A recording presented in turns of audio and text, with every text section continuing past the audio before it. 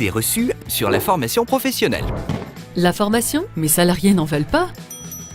Moi aussi, mes salariés n'en voulaient pas, mais en les intégrant dans le projet de formation, ils ont compris leur intérêt. Bonjour, Cyril Desèze, gérant de la société VTCI spécialisée dans les métiers du verre.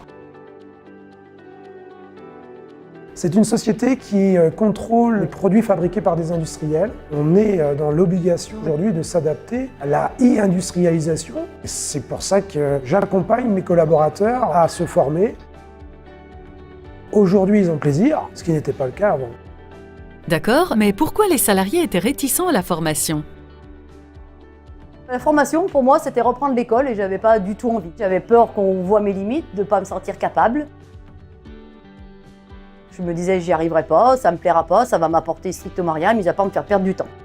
Et comment les avez-vous convaincus de l'intérêt de se former ? Ça consistait à montrer aux collaborateurs qu'il y avait une réelle nécessité. La nécessité de conserver leur emploi.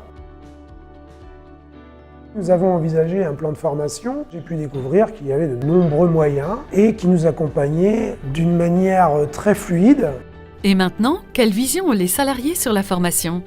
J'étais très réticente au début et je me suis aperçue que ça m'a apporté plein de choses et puis que c'est très intéressant. Je me sens plus productive qu'avant parce que tout ce que je fais va beaucoup plus vite. Il n'y a pas de raison de ne pas y aller. La formation, c'est pas rester assis toute la journée. C'est pas du tout ce que j'imaginais. J'ai eu une prise de conscience par rapport à la sécurité, par rapport à la qualité. Les formations nous permettent d'évoluer en même temps que la société. Je pense qu'on a tout le temps quelque chose à apprendre. On peut avoir n'importe quel âge. Pour moi, c'est important. La formation, ça leur a permis d'apprendre et de comprendre les problématiques de leurs collègues et surtout de mieux s'adapter dans l'environnement.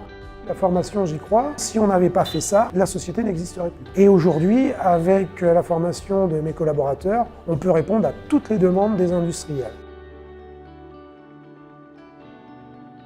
AGFOS PME, des services qui changent la formation.